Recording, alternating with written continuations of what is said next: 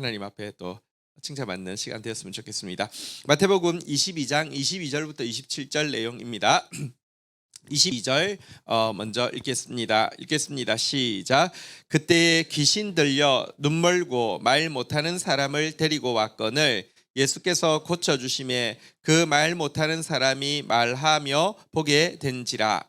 자, 이 본문에 보니까 귀신 들려서 눈 멀고 말 못하는 사람이 등장하고 있습니다. 성경을 보면 예수님께서 많은 그 눈먼 사람, 맹인을 고쳐주신 기록과 말 못하는 사람, 벙어디를 고쳐주신 기록이 있는데 그들에 대해서 다 귀신 들렸다라고 표현하지는 않습니다. 맹인을 고쳐주셨다. 이렇게 그 이제 말 못하는 사람 고쳐주셨다고 돼 있는데 여기는 특정해서 귀신 들려서 눈만 먼 것도 아니고 말도 못하는, 그리고 사실 이 벙어리는 못 듣기 때문에 말을 못하거든요. 그러니까 못 듣고 말 못하는 사람이 나오고 있는 특수한 경우입니다. 사실 악한 영은요, 우리로 보아야 할 것을 못 보게 하고 들어야 할 것을 못 듣게 함으로 말미암아 마땅히 나와야 할 고백을 못하게 막을 수 있습니다.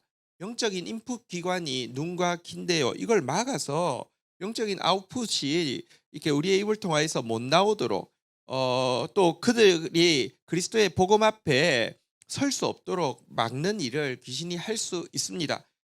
고린도후서 4장 4절에 보면요, 우리가 영혼을 위해서 중보해야 될 때 기억해야 될 구절이죠. 같이 한번 읽겠습니다. 시작. 그 중에 이 세상의 신이 믿지 아니하는 자들의 마음을 혼미하게 하여 그리스도의 영광의 복음의 광채가 비치지 못하게 함이니 그리스도는 하나님의 형상이라. 마음을 혼미하게 해서요, 그 빛이 비춰도 보지도 못하고 그 구원의 복음이 들려도 듣지도 못하게 함으로 하나님 앞에 서지 못하게 하는 일이 있습니다. 세상의 신이, 또 귀신이요.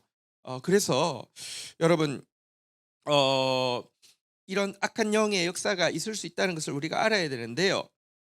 우리가 지금 만약 당연히 보아야 할 것을 보지 못하고 있고 당연히 들어야 할 것을 듣지 못하고 있음으로 말미암아 당연히 고백해야 될 말을 고백할 수 없다고 하면 우리는 이 영적인 공격들에 대해서 인식하고 예수님 앞으로 나아가야 합니다. 이런 사람이지만 예수님 앞에 오늘 그 22절에 보면 나왔을 때 그가 말하게 되고 보게 되었다라고 이야기를 하고 있습니다. 여러분, 사실 여러분, 본다는 거, 듣는다는 게 각각의 영적인 단계에서 좀 다를 수 있습니다. 한번 보십시오. 가정의 일에 대해서 아버지가 보는 거하고 자녀가 보는 건 좀 다를 수 있잖아요. 그죠? 아버지가 듣는 거하고 자녀가 듣는 것도 다를 수 있잖아요. 그죠? 우리가 성장한다는 게 무엇입니까? 영적 아비가 된다는 게 무엇입니까? 보아야 될 것을 더 보게 되고요. 들어야 될 것을 더 듣게 되므로 고백해야 될 것을 자기 단계에 맞는 고백을, 자기 단계에 맞는 헌신을, 자기 단계에 맞는 믿음을 표현해야 되는데 예수 앞에 나오면 이런 일이 이루어지게 된다는 것입니다. 또 우리 주위에도 보면 정말 봐야 될 게 전혀 안 보이고 들어야 될 게 전혀 안 들림으로 말미암아 진짜 바른 고백을 하지 못하는 사람이 있다고 하며 그들을 위해서 중보하고 그들이 복음의 자리로 나올 수 있도록 격려해야 합니다. 샬롬 축복 사역은 이 일하는 시간이지요. 성경에 보면 예수님을 만났던 사마리아 여인의 이야기가 나옵니다. 그녀는 세상에 목말라 있었습니다. 정말 행복에 목말라 있었는데 세속적인 방법으로 채울 수 있다고 생각했기 때문에 5번이나 결혼을 했고 이혼했고 6번째는 결혼도 안 하고 동거를 하고 있었죠. 그것이 그녀에게 주는 절망이 얼마나 깊었을까요? 그런데 그녀가 예수 앞에 나왔을 때요, 여러분, 그녀는 다시 이제는 보게 되었고 이제는 말할 수 있는 사람이 된 것을 보게 됩니다. 요한복음 4장 29절, 그녀가 보게 되었다라고 이야기하면서 이렇게 외치고 있습니다. 같이 한번 읽겠습니다. 시작. 내가 행한 모든 일을 내게 말한 사람을 와서 보라. 이는 그리스도가 아니냐. 자기가 행한 모든 일, 사실 부끄러운 일이고 그게 부끄러워서 사람들하고 섞이지 못해서 12시 낮 정오에 아무도 물들어 오지 않는 시간에 혼자 물들어 왔던 그녀가 동네로 뛰어나가서 내가 행한 모든 일을 나에게 말한 사람을 와서 보라. 이제 그들을 향해서 입이 열렸고요. 이가 그리스도가 아니냐. 그가 그리스도를 볼 수 있는 눈이 열렸죠. 어쨌든 여러분, 오늘 우리 주님 앞에 나가서 하나님, 내가 다시 볼 수 있도록 들을 수 있도록, 그래서 이 여인처럼 외치며 고백할 수 있도록 은혜를 베풀어 주옵소서, 이렇게 기도하고 나가야 할 것입니다. 이 기적을 본 23절은 무리들의 반응이 나오고 있는데요. 같이 읽겠습니다. 시작. 우리가 다 놀라 이르되 이는 다윗의 자손이 아니냐 하니, 이 기적을 본 무리들의 반응은 이는 다윗의 자손이 아니냐? 우리가 이제 여기 표를 붙인다고 하면 물음표, 느낌표를 붙였겠죠. 다윗의 자손 혹시 아니야? 혹은 다윗의 자손이잖아, 이런 말이죠. 다윗의 자손이라는 표현은 유대인의 왕이라는 표현과 더불어 그 당시 이스라엘 백성들이 메시아를 이제 표현하는 말이죠. 이 사람 이거 메시아 아니야? 이 사람 메시아야, 뭐 이런 식으로 지금 반신반의하면서 이 놀라운 표적 앞에서 이렇게 반응을 하고 있는데요. 그런데 여러분, 이렇게 놀라서 이렇게 메시아 아니야? 메시아 같아. 메시아인지 아닌지 이렇게 좀 의심스러운데 메시아 아닐까? 이랬던 사람들. 그런데 그들 대부분이 결국은 이 반신반의가 무엇으로 끝나게 됩니까? 결국 불신으로 끝나게 되었잖아요. 그죠? 나중에 보면 이방인인 빌라도가 이 무리들을 향해서 너희가 유대인의 왕이라고 하는 이를 내가 어떻게 하랴? 너희가 메시아라고 막 연호하고 따랐던 이를 내가 어떻게 하랴? 빌라도는 풀어주고 싶어서 이렇게 했더니 그들이 무엇이라고 함께 소리 지릅니까? 그를 십자가에 못 박게 하소서, 그를 십자가에 못 박게 하소서, 이렇게 반응하고 있습니다. 왜냐고 하면요, 그들이 다윗의 자손 아니야 했지만 그들이 기대하는 메시아는 외면적이고 현세적인 구원을 주는 자였죠. 로마로부터의 독립과 그들을 가장 부자 나라로 만들어주는 이것 기대하는 그들의 고정관념이 진리가 끊임없이 보여주는, 성경이 끊임없이 이야기하고 있는 메시아의 증거들보다 훨씬 더 컸기 때문입니다. 우리는 착각하는 경우가 있습니다. 믿음은 더 큰 기적을 보거나 더 많은 기적을 보면 자연스럽게 생길 것이라고 생각합니다. 그래서 하나님 앞에 우리가 주로 구하는 것은 더 큰 기적이나 더 많은 기적을 요구합니다. 그걸 기대합니다. 우리가 집회를 해도 뭔가 큰 기적이 있기를 원합니다. 아니요, 예수님이 이야기했잖아요. 너희에게는 요나의 표적 외에는 더 이상 보여주지 않겠다라고 이야기합니다. 더 많은 기적이 믿음을 이루는 것이 아닙니다. 하나님 앞에서 더 큰 기적을 보여달라고 하기 전에 더 온전한 회개를 할 수 있게 해달라고 기도해야 합니다. 온전한 회개가 무엇입니까? 내가 가지고 있는 고정관념이 진리 앞에서 무릎 꿇는 것이 온전한 회개란 말입니다. 이게 믿음을 줍니다. 이렇게 무리들이 막 흥분하고 막 그거 아니야 막 이렇게 서로 말했지만 함께 그를 십자가에 못 박으소서 외치게 되었다는 사실을 기억해야 합니다. 오늘도 예수 그리스도께서 오셔서 여러분 성경에 있는 일들로 일하셔도요, 다윗의 자손 아니냐 하다가 십자가에 못 박으소서 할 기독교인들 굉장히 많습니다. 회개가 믿음에 이르게 합니다. 그래서 예수님도 세례요한도 회개하라, 천국이 가까웠느니라. 회개하라.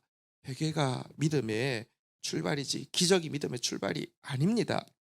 자, 무리가 아니라 이제 바리새인들의 반응을 보겠는데요. 바리새인들 한번 볼까요? 24절 같이 읽겠습니다. 시작. 바리새인들은 듣고 이르되 이가 귀신의 왕 바알세불을 힘입어 안고는 귀신을 쫓아내지 못하느니라 하거늘. 여러분, 이 눈 멀고 말 못하는 귀신이 낫는 이 모습을 보고 바리새인들은요 한술 더 뜨죠.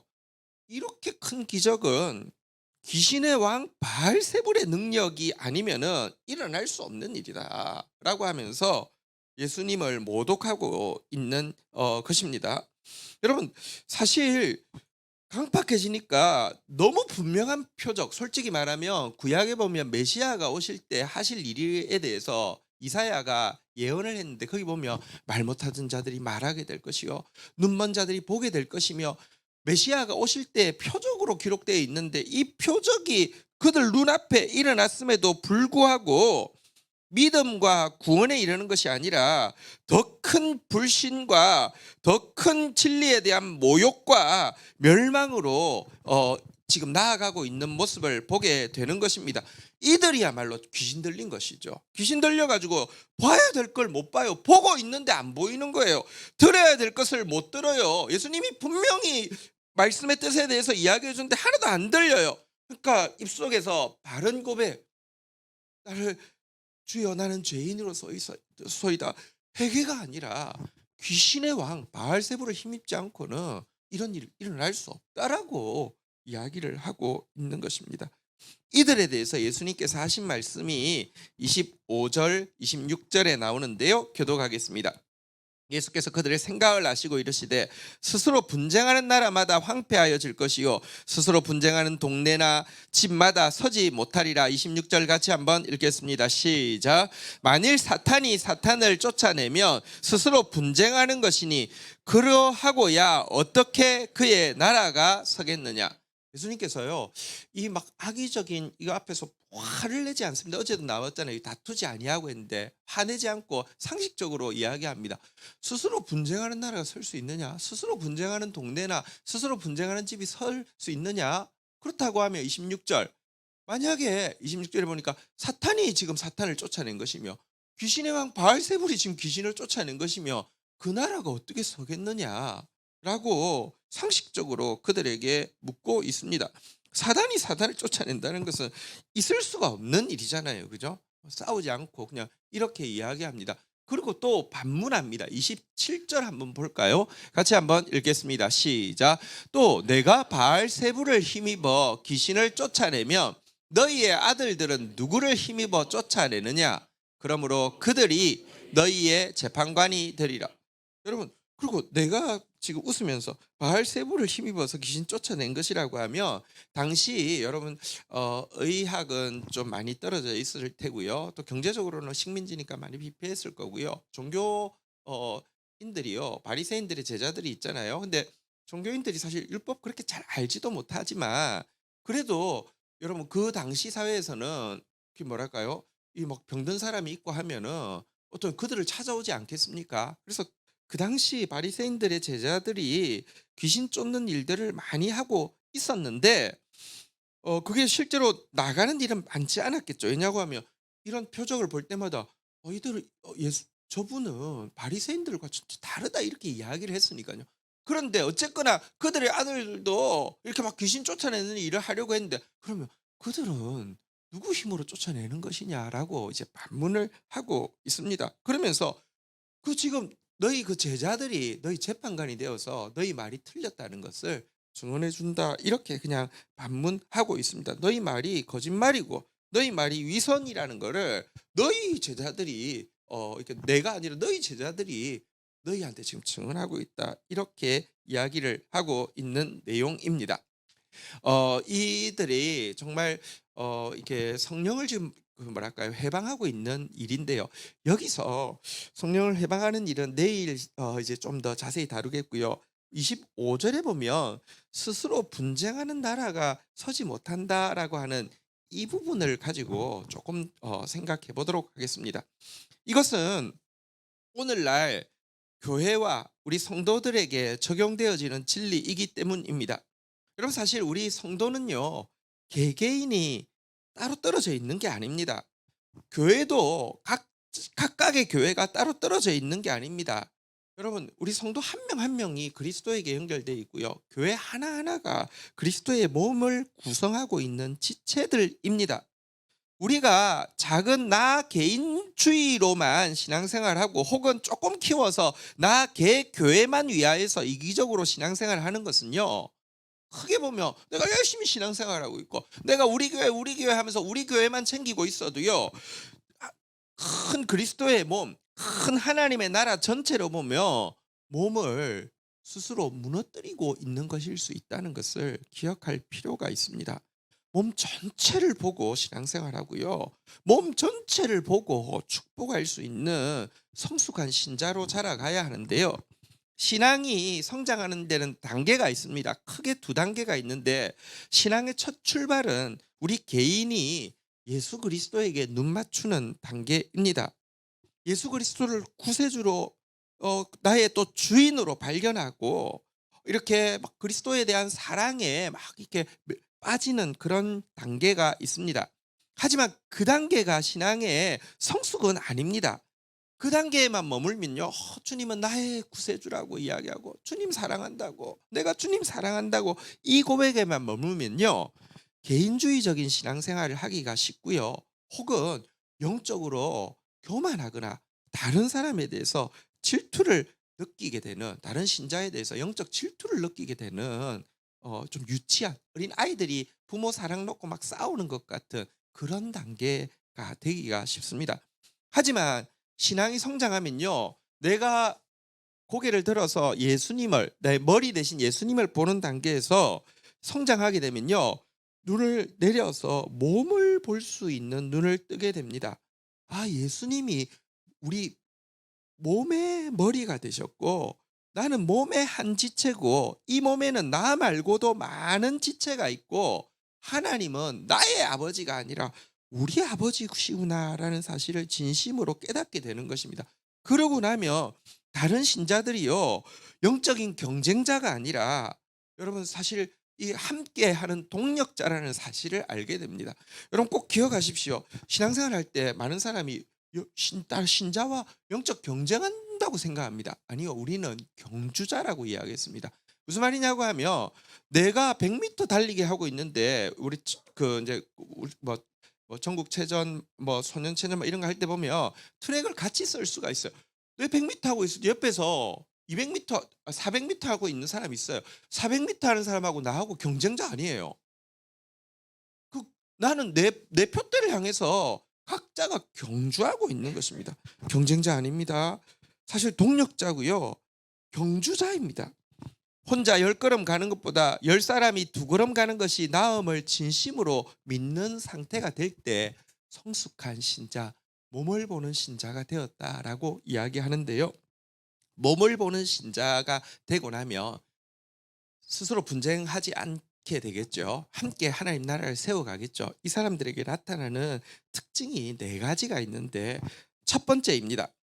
몸을 보는 눈을 가진 신자는요, 제일 먼저 머리의 뜻을 분별하려고 합니다. 몸의 지체들의 공통된 특징은 머리의 명령대로, 머리의 뜻대로 움직이지 자기 뜻대로 움직이지 않는다는 것입니다. 머리의 뜻대로 움직이면 서로 충돌이 안 일어나고요, 건강한 협력이 일어나게 되겠지요. 그래서 머리의 뜻에 되게 민감하게 이렇게 반응을 하게 됩니다. 사실 나에게 있는 시간, 물질, 마음, 정성, 은사를 어디인가 쏟는다는 것은 기회 비용이 다른 어디인가 쏟지 않게 된다는 뜻이고요, 내가 해야 할 일을 하지 않으면 하지 않아야 될 일을 하고 있는 것이 됩니다. 돕지 않아야 될 자를 돕고 있는 것은 도와야 할 자를 돕지 않겠다고 결단하는 것과 마찬가지가 됩니다. 우리는 제한된 존재이기 때문입니다. 또 한 가지, 여러분 이렇게 머리의 뜻에 분별하고 있으면 한 가지 놀라운 사실을 알게 됩니다. 정말 그리스도 안에서 좋은 일이라고 해서 내가 다 해야 되는 것도 아니라는 것을 알게 됩니다. 몸에 다른 지체가 할 일이 있습니다. 나는 나보고 하라고 한 일 내가 잘하면 되는 것입니다. 지체가 하나님이 그에게 하라고 한 일 잘하면 내가 잘하라고 한 일 잘하는 거, 이거 합쳐져 가지고 하나님 나라를 세우는 것입니다. 그래서 이게 정말 첫 번째, 주님 나한테 하라고 한 일이 무엇인가를 분별하게 되는 것, 이게 몸을 보는 눈을 가진 사람이 몸을 위해서 하는 일이지요. 이것이 그리고 또 제한된 시간, 재화, 은사, 마음을 가진 자신에 대해서 인정하는 겸손의 표출이기도 합니다. 한번 따라하겠습니다. 머리에 집중하라. 두 번째, 몸을 보는 눈을 가진 사람이 하는 일은요, 지체하고 교제하는 일입니다. 머리에 집중하고 나면요, 각 다른 지체와 교제하게 됩니다. 생각해 보십시오. 바지 입을 때 바지는 다리가 입는 거니까 다리가 입습니까? 다리가 막 어떻게 해가지고 막 이렇게 입습니까? 그렇지 않잖아요. 바지 입을 때 보면 손도 가고 뭐 이렇게 눈도 지금 보고 막 이렇게 하잖아요, 그죠? 손가락 하나가 되면 내 일이니까 뭐 이 손에서 알아서 이렇게 하지 않잖아요. 그죠? 막 입도 가서 하고 뭐 발도 막 뛰어다니면서 뭐 약국도 가고 하잖아요. 그죠? 사실 우리가 몸을 보게 되면요. 지체에 대해서 교제가 소중해지고 함께하는 시간들을 귀중히 여기게 됩니다. 같이 모여 말씀을 나눌 때 성도는요, 제가 계속 이야기하지만 내가 말씀을 보아도요, 그 퍼즐의 한 조각을 가진 것입니다. 다른 지체와 함께 교제하다 보면요, 큰 그리스도의 이렇게 이 뭐랄까요, 이 퍼즐이 맞추어지게 됩니다. 어, 성경에 보면 교제라는 단어가요. 한번 따라하겠습니다. 코이노니아. 근데 이 교제라는 단어를 똑같은 교제를요. 또 번역을 이렇게 합니다. 참여, 연보. 그러니까 교제, 참여, 연보 이 세 개가 원어로는 코이노니아 같은데요. 이게 그 진짜 교제한다는 게 뭔지 보여주죠. 교제하면 참여하게 됩니다. 몸이 가게 되고요. 또 어떤 경우는 교제하면요. 연보 이렇게 물질이 흘러가게 됩니다. 물질도 흘러가지 않고 내가 거기 참여하지 않으면서 교제한다. 그렇지 않습니다. 그리고 이렇게 서로 말씀을 나누고 식탁 교제를 하고 어려울 때 서로 돌아보게 되면요. 그리스도의 몸이라고 했는데 몸에 마치 피가 쫙쫙 흐르는 것처럼 그리스도의 보혈이 우리 가운데 힘있게 흐르게 되고요. 또 교제를 하면 몸이라는 게 우리가 그리스도 안에서 한 몸이라는 게 이론이 아니구나 실제구나라는 사실을 알게 되어서 더 소중히 여기고 애틋한 관계를 가지게 된다는 것입니다. 교회에서 많이 하는 이야기가 뭐 형제님 자매님인데요. 교제하지 않고 형제 자매 부르는 것은요. 사실 고아원에서 원장님을 아버지라고 부르지만 아버지 아니잖아요. 그죠? 그거하고 똑같은 겁니다. 서로가 형제가 아니면 하나님도 여러분 되게 웃기는 말이 되는 것입니다.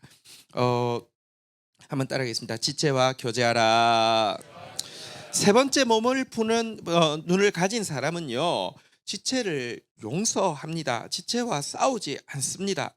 여러분 가끔 우리 몸 안에서도 싸움이 일어나죠.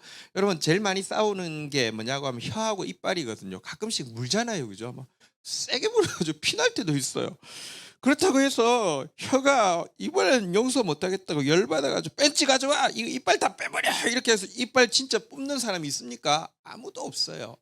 한 몸이면요 안 싸우고 용서합니다. 그럼 사실 그리스도인이 막 흘뜯고 용서가 안 돼 가지고 막 싸우는 모습이요. 어떤 모습이냐고 하면요. 가끔 뭐 보면 자기가요. 뭐 벽을 대놓고 이렇게 막 확 받는 사람이 있어. 그러면 '저 사람 좀 덜 봐야 되는 사람이구나.' 여기 그렇게 생각하잖아요. 근데 이게요. 딱 그리스도 이거 보십시오. 우리가 한 몸인데요. 막 용서가 안 돼서 막 이 머리 뜯고 막 이거 똑같은 거라는 사실입니다.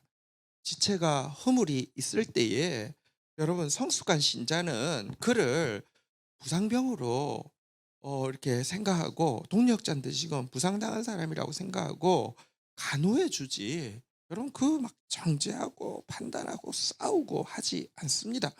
우리가 진짜 영적 전쟁해야 될 대상은 사탄이지 옆에 신자가 아닙니다. 한번 따라하겠습니다. 지체를 용서하라. 그리고 마지막으로 진짜 몸을 보는 눈을 가진 사람이 되면요. 자신의 자신됨에 대해서 자족하게 됩니다. 몸에는요. 여러 지체가 있는데요. 눈은 되게 소중한지 다 아시죠? 그죠? 입도 소중하죠. 밥도 먹어야 되고 말도 하니까요. 근데 몸에 보면요. 다 눈이 아니고 다 입이 아닙니다.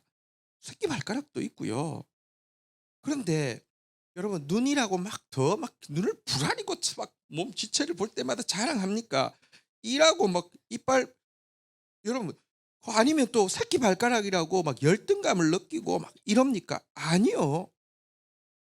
전혀 그런 감정이 없습니다. 자기 할 일 열심히 하면 됩니다. 정말 몸을 보는 눈을 가진 사람은 자기의 자신됨에 대해서 자족합니다. 한번 따라하겠습니다. 내가 할 수 있는 것들은 다른 사람도 할 수 있기를 바라며 내가 하지 못하는 것은 다른 사람이 하기를 바라며 내가 더 잘할 수 있는 것으로 영광을 하나님께 돌리고 축복을 몸에 돌릴 수 있기 원합니다. 이게 자신의 자신됨에 대해서 감사하고 자족하는 몸을 바라보는 눈을 가진 사람이 가진 고백입니다. 한번 따라하겠습니다. 자신의 지체됨에 자족하라. 네 가지 머리에 집중하고요. 그리고 지체와 교제하고요. 지체를 용서하고요. 자신에게 자족하면서 섬기게 되면요. 사단은 이런 사람 진짜 무섭습니다. 사단은요, 우리 중에 가장 강한 신자도요, 믿음이 강하고 막 은사도 강하고 지혜도 강해도 하나도 안 무섭습니다. 1대1로 붙어가지고요, 사단을 이길 수 있는 사람 아무도 없습니다. 각계 전투로 해가지고는 사단 절대 안 집니다. 그래서 안 무섭습니다.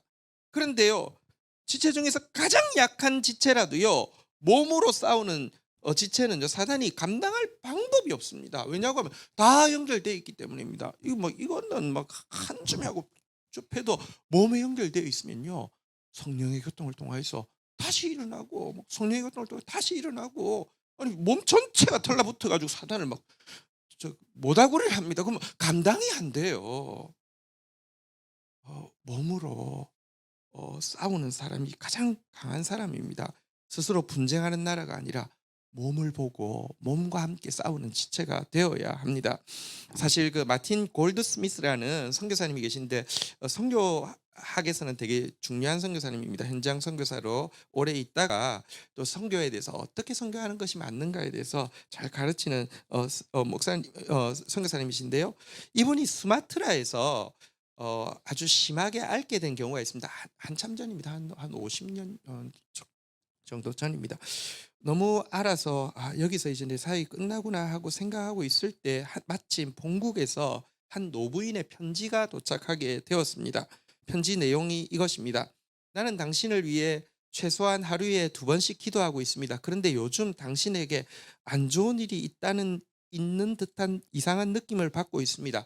혹시 당신께서 매우 편찮으시다면 하나님께서 당신에게 기독교인 의사가 왕진 와서 치료하시도록 기도하겠습니다. 라는 편지였습니다.